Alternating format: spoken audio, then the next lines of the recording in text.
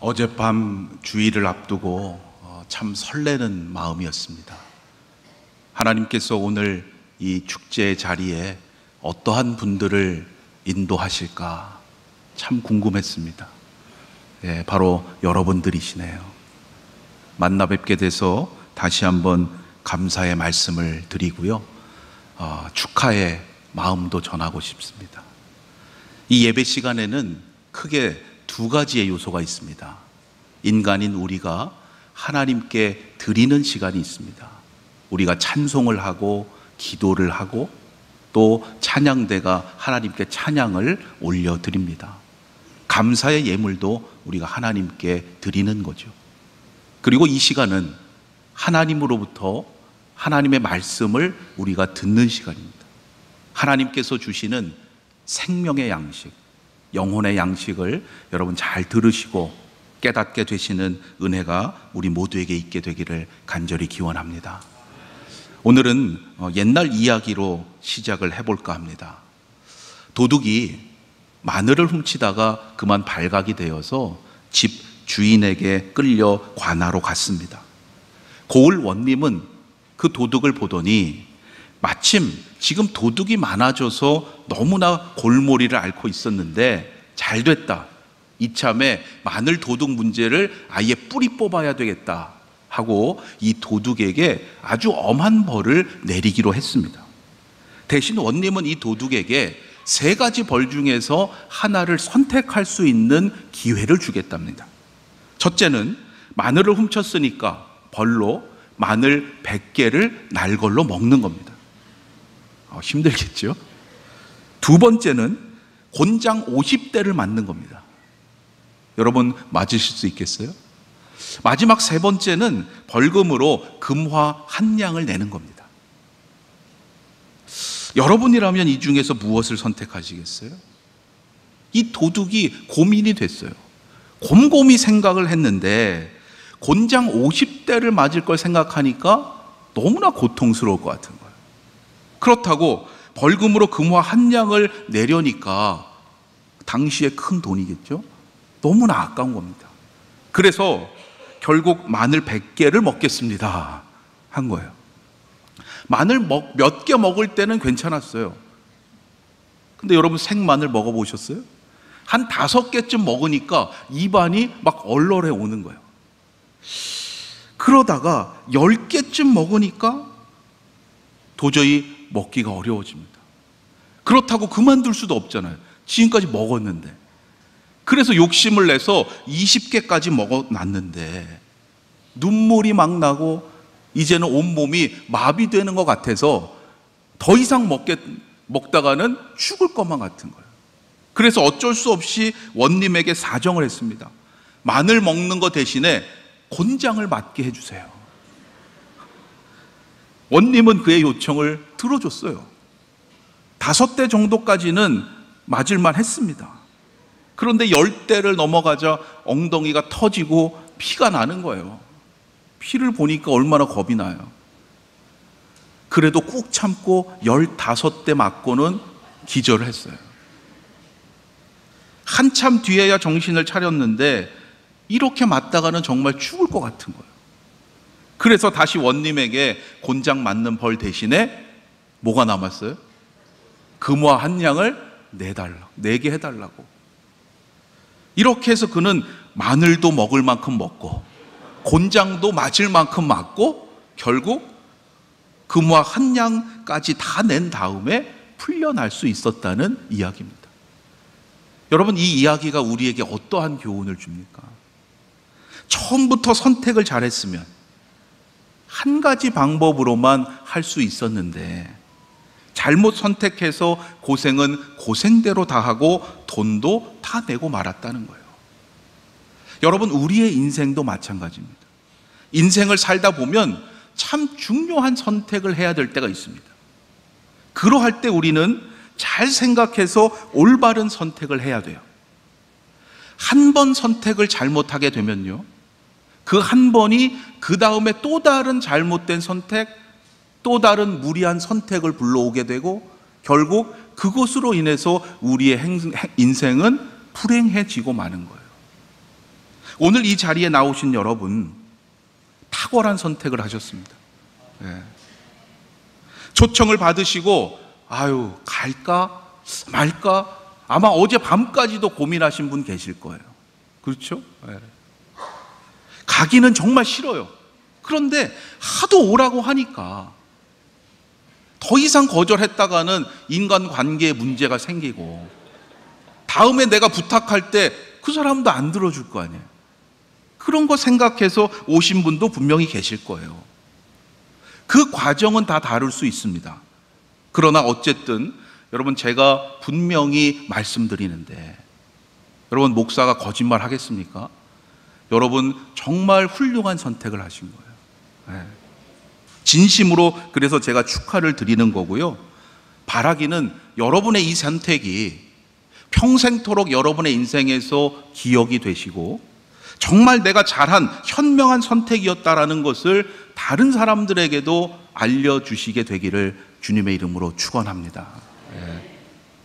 그렇다고 여러분, 이번 한 번의 선택으로 여러분의 인생이 갑자기 변하거나 하루아침에 다른 사람이 갑자기 되는 것은 아닙니다. 예. 교회 다니면 복을 받는 것 맞습니다. 그런데 그 복이 마치 로또 복권에 맞아서 하루아침에 벼락부자가 되는 그러한 복이 아니기 때문이에요. 교회를 다닌다는 것이 어떠한 의미일까요? 교회 다니는 분들을 평소에 어떻게 보아오셨습니까? 뭔가 좀 다른데 그러한 느낌을 받으셨기를 바라요. 교회를 다닌다는 것은요, 세상의 기준에서 행복을 얻고자 그렇게 살아가는 인생에서 진리의 말씀으로 참된 행복을 깨닫고 사는 인생으로 변화되는 거예요. 그게 교회 다니는 중요한 의미입니다. 세상의 기준에서 행복을 찾으려고 하던 인생에서 아, 그게 아니구나. 진리의 말씀을 통해서 참된 행복을 발견하고 그것을 위해서 살아가는 인생이 되는 겁니다. 인생의 의미와 목적이 바뀌게 된다는 거죠. 그 진리의 말씀이 바로 기독교의 경전인 성경. 우리는 이것을 하나님의 말씀으로 받고 믿고 읽고 이 시간에 나누는 겁니다. 이러한 인생의 변화는 내가 원한다고 해서 나의 의지로 되는 것이 아닙니다. 여러분이 선택해서 오신 것 같지만 오늘 이 자리가 있기까지 여러분을 먼저 택하시고 여기까지 인도하신 분이 계세요. 지금 옆에 계신 초청하신 분이 물론 그렇게 보일 수 있지만 그분을 통해서 일하시는 분이 계시다는 거예요. 공기가 우리 눈에 보이진 않죠. 그러나 언제나 우리 주위에 있기 때문에 우리는 그 공기를 호흡하고 살아갑니다. 그와 마찬가지로 그분도 우리와 늘 함께 하십니다. 그러나 우리의 육신의 눈에는 보이지 않는 거예요. 그래서 안 계신 것 같이 느낄 때가 있는 거예요. 대신에 어떻게 하나님을 알 수 있습니까? 하나님께서 주신 이 성경 말씀을 통해서, 혹은 여러분보다 조금 먼저 믿은 누군가를 통해서, 혹은 그분이 창조하신 이 세상 자연을 통해서 알 수 있게 하십니다. 그분이 바로 기독교에서 말하는 하나님이세요. 하나님은 온 세상을 창조하신 분이고 이 세상을 주관해 가시는 분입니다. 때를 따라 햇빛을 비추어 주시고 비도 내려주시고 열매 맺게 하십니다. 그런데 이것을 하나님의 은혜로 깨닫고 사는 인생도 있지만 이것을 단지 당연한 자연의 이치로 생각하고 사는 사람들도 많이 있습니다. 만일 여러분이 지금까지 이것을 당연한 것으로만 여기셨다면 오늘 이 시간 새로운 관점에서 다시 한번 생각해 보시기를 바랍니다. 우리는 아무도 스스로 내 계획대로 이 세상에 태어난 사람은 없습니다. 여러분이 원하셔서 이 세상에 계획을 세우고 태어나신 분 없지요. 여러분, 여기에는 중요한 의미가 있어요. 태어날 때부터 우리의 인생은 내 뜻대로 시작된 것이 아니라는 말씀이에요. 그런데 우리는 어떻게 살아갑니까? 마치 내가 내 인생을 시작한 것처럼 내 뜻대로 인생을 살고자 하고 내 뜻대로 인생을 마치고자 합니다. 내가 하고 싶은 것을 꿈이라고 하고 그 꿈을 이루는 것이 인생의 성공이라고 여깁니다.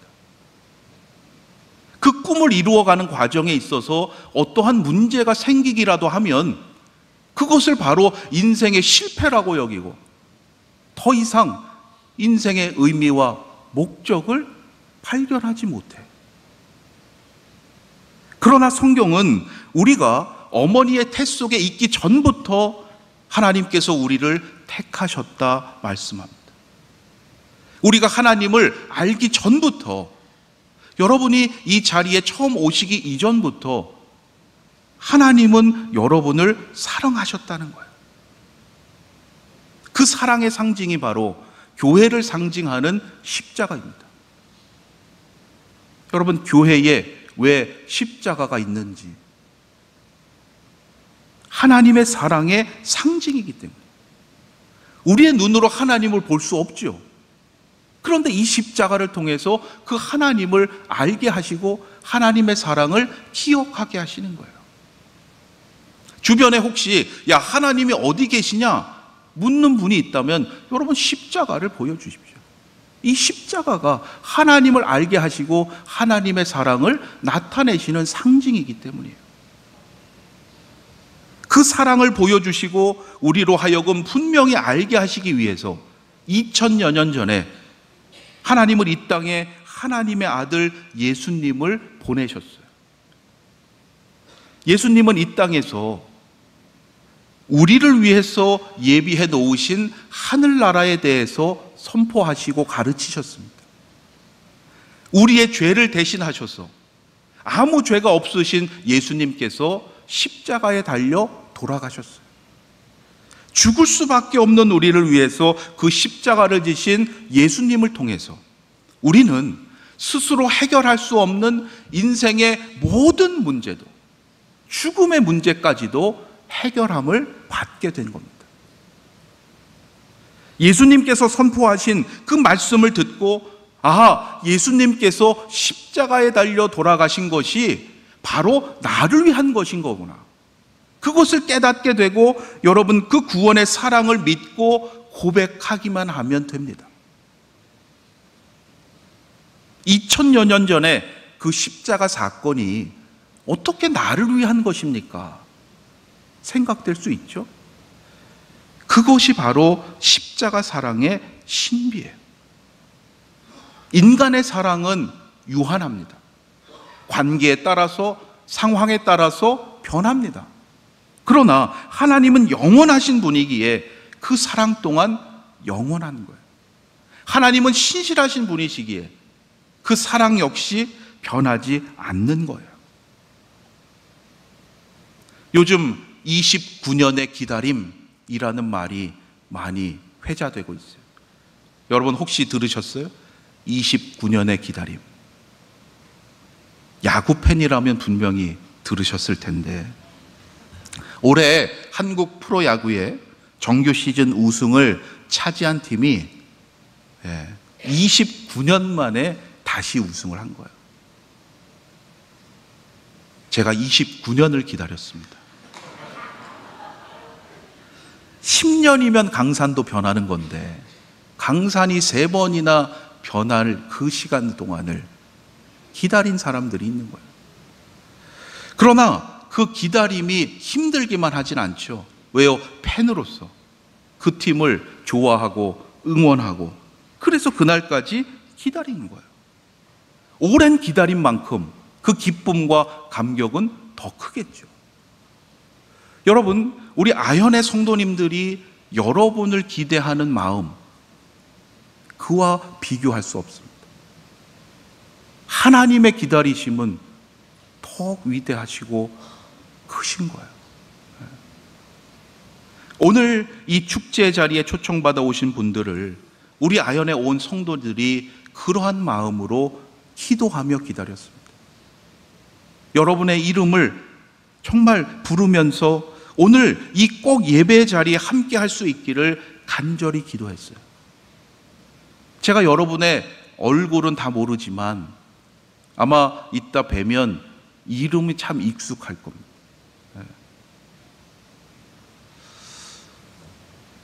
그만큼 이 자리가 귀하고 너무나 소중하기 때문이에요. 이 자리는 단순히 우리끼리 사람만이 모이는 자리가 아니기 때문입니다. 여러분을 물론 밖에서 만날 수 있어요. 그러나 오늘 이 자리로 초청하고 부르신 이유가 분명히 있기 때문이에요. 하나님께 예배드리는 이 자리는 우리가 하나님께 지음받은 영적인 존재라는 것을 깨닫고 영이신 하나님을 만날 수 있는 자리이기 때문입니다. 우리 눈에는 보이지 않지만 영이신 하나님께서 우리가 예배하는 이 자리에 함께 하시기 때문이에요. 우리는 이 땅에서 육신의 몸으로 살아가는 유한한 존재입니다. 하지만 하나님께서 우리를 영적인 존재로 만드셨기 때문에 동시에 영이신 하나님을 알 수 있는 능력이 우리에게 있어요. 저 처음 교회 가는데요, 성경에 대해서 하나도 모르는데요, 그런데도 이 예배 자리에 함께 할 수 있는 이유는요, 이미 여러분의 영적인 존재로 만드셨고 이 자리에서 영이신 하나님을 느끼고 체험할 수 있는 존재이기 때문입니다. 이제 이 예배를 통해서 조금씩 그 하나님이 어떠한 분이신지를 알아가시면 되는 거예요. 하나님의 말씀을 통해서 하나님께서 이러한 일을 행하셨구나, 나에게 주시는 인생의 사명이 이러한 것이구나 깨달아 가시면 되는 겁니다. 우리의 존재가 눈에 보이는 것이 전부라고 한다면 여러분, 예로부터 죽음 이후에는 어떻게 될까? 눈에 보이지 않는 세계가 있지 않은가? 왜 그토록 관심했겠습니까? 하나님에 대해서 미처 다 알지 못한다 할지라도 분명한 것은 우리의 이성과 우리의 경험을 초월하는, 우리의 지식으로는 도저히 설명할 수 없는 신비한 영적인 세계가 있기 때문이에요. 여러분, 그 신비한 영적인 세계에 들어오신 거예요. 이제부터 세상의 기준대로 눈에 보이는 것을 전부라고 여기며 살아가는 인생이 아니라 하나님의 말씀으로 말미암아 눈에 보이지 않는 것도 볼 수 있는 인생이 되시기를 주님의 이름으로 축원합니다. 여러분, 그것이 진정한 인생의 길이에요. 어떻게 그렇게 될 수 있습니까? 저는 이제야 교회 나왔는데요, 저는 아무것도 모르는데 언제 그렇게 될 수 있습니까? 여러분, 염려하지 마십시오. 오늘의 성경 말씀에 보면 하나님께서 행하시는 접붙임에 대해서 이야기하고 있어요. 접붙임, 여러분 아시죠? 나무의 줄기나 눈을 다른 나뭇가지에 옮겨 붙이는 것을 말합니다. 그런데 성경은 하나님께서 우리를 위해서 이러한 접붙임을 하신다는 거예요. 여러분, 예배당에 지금 나오셨습니다. 사람의 눈으로 볼 때는 밖에 있을 때나 지금 여기에 앉아 있을 때나 눈에 보이는 것은 동일할 수 있어요. 다르게 보이지 않습니다. 그러나 예수 그리스도를 믿게 되면 여러분의 모습은 그대로일 수 있지만 여러분의 삶의 태도가 마치 다른 나무에 접붙임을 한 것처럼 완전히 바뀌게 되는 거예요. 내가 변해서가 아니라 먼저 예수 그리스도에 접붙이게 되기 때문이에요. 하나님께서 우리 모두를 예수님의 십자가에 접붙여 주셨습니다. 그리스도인은 우리의 힘으로 살아가는 존재가 아니라 바로 그 십자가의 능력으로 살아가는 인생이에요. 이제 새로운 생명의 역사를 여러분 시작하게 되셨어요. 바라기는 그 시작부터 끝까지 하나님께서 함께 하신다는 것을 날마다 체험케 되시기를 바랍니다. 그런데 오늘의 본문 24절에 묘사되고 있는 이 접붙임의 방식이 참 독특합니다. 접붙임이 일반적인 방식이 아니에요. 여러분, 어떻게 다른지 잘 생각하시면서 다시 한번 보시기 바랍니다. 내가 원돌 감람나무에서 찍힘을 받고 본성을 거슬러 좋은 감람나무의 접붙임을 받았으니 원가지인 이 사람들이야 얼마나 더 자기 감람나무에 접붙이심을 받으랴. 대개 접붙임은 원나무에서 나온 좋은 가지를 그렇지 못한 나무에 옮기는 거예요. 그게 접붙임의 일반적인 방식입니다. 좋은 나무에서 나온 가지를 잘라내서 회복과 치유가 필요한 그러한 나무에 옮기는 게 접붙이는 거예요. 그런데 지금 성경에서 전하고 있는 하나님의 접붙임은 어떻게 설명되고 있습니까? 돌 감람나무에서 잘린 가지를 참 감람나무에다가 옮기십니다. 이거 잘못된 거 아닙니까? 이 기록을 한 사람이 사도 바울이라는 사람인데요, 사도 바울이 도시에서만 자라서 이 접붙임의 방식을 잘 몰라서 틀린 거 아닙니까? 아니에요. 여러분, 이것이 하나님의 행하시는 접붙임의 방식이라는 거예요. 언제 이러한 접붙임을 시행하느냐? 참 감람나무가 그동안 잘 열매를 맺었는데 더 이상 소출을 맺지 못하고 열매가 적어지게 되면, 여러분, 그 나무를 잘라서 베어버리는 것이 아니라 돌 감람나무 가지를 참 감람나무에 접붙인다. 그러면 그것으로 인해서 다시 생기를 얻고 소출과 풍성한 열매를 맺게 되는 방식입니다. 여러분, 오늘 우리 아현 공동체에 하나님께서 새로운 가지를 접붙여 주셨어요. 우리가 생각할 때는 새로운 분들이 우리 교회로 들어오시는구나, 여러분, 그 정도로만 생각할 수 있어요. 이미 신앙생활하고 있는 나는 별로 상관없는 그냥 교회의 행사구나. 여러분, 그게 아니에요. 정말 귀하고 놀라운 은혜는 우리가 기도하며 초청한 이 세 가족들을 통해서 하나님은 다시금 우리 아현 공동체의 생명력을 회복시키신다는 거예요. 새 가족들과 함께 더욱 풍성한 열매를 맺는 공동체가 되도록 하나님은 우리 모두를 사용하시고 우리 모두를 사랑하시는 줄로 믿습니다. 이 얼마나 놀라운 하나님의 섭리입니까? 오늘 전도 축제를 위해서 애쓰고 수고한 손길들이 참 많이 있습니다. 참 감사해요. 그런데 그것이 우리의 자랑이 되어서는 안 돼요. 왜냐하면 언제나 우리의 수고와 헌신보다 훨씬 더 크신 하나님의 계획과 뜻이 있기 때문입니다. 이 전도 축제가 바로 우리 모두를 위한 하나님의 은혜이기 때문이에요. 오늘 우리에게 허락하신 이 전도 축제를 통해서 하나님께서 우리 아현 공동체에 베푸시는 접붙임의 은혜를 깨닫고 우리 모두가 하나님을 찬송하며 감사하는 복된 주일이 되시기를 주님의 이름으로 축원합니다. 기도드리겠습니다. 사랑과 은혜의 하나님, 전도 축제를 허락하여 주셔서 다시금 우리 아현 공동체에 베푸시는 하나님의 은혜를 깨닫고 감사하게 하시니 감사합니다. 우리 모두가 하나님의 사랑하는 존재임을 깨닫게 하시고 하나님의 뜻을 깨닫고 하나님의 뜻을 이루어가는 믿음의 인생이 되도록 역사하여 주시옵소서.